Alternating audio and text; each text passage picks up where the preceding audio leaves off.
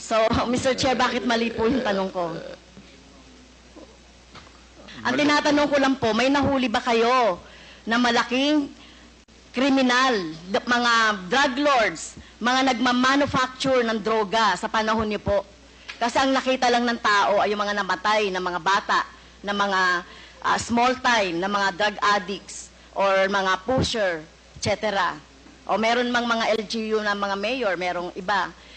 Kaya lang, yung pinanggagalingan po ng droga, meron po ba, Mr. Chair? Meron, ma'am. Marami doon nasa dagat, harap ng Davao. Yung iba naman dyan sa Mount Apo. Can you elaborate on that? Anong dagat at anong tapo? Tinapon ko. Sino po yung mga tinapon ninyo na mga drug lord at smuggler at malalaking fish sa droga? Hindi ko na